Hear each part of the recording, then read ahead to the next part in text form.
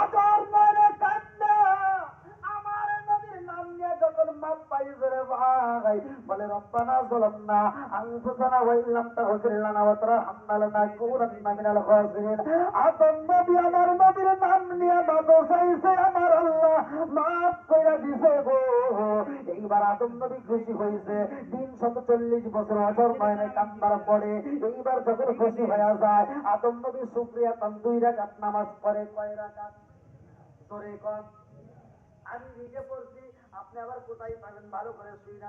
কাসাসুল কোরআনের ভিতরে উল্লেখ করা হয় আদম নবী 2 রাকাত নামাজ পড়ে।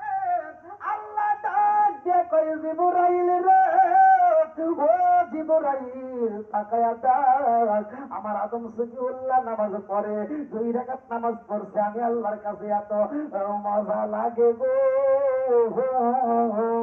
এই নামাজটা আমি কিয়ামত রাত পর্যন্ত দুনিয়াতে জারি ও কায়েম রাখবো। জিবরাইল কয় আল্লাহ কেমনে রাখবা? আল্লাহ ডাক দিয়া কয় জিবরাইল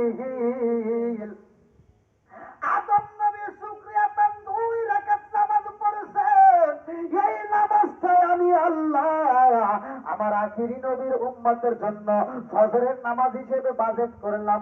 জোরে জোরে কন্যা সুবহানাল্লাহ।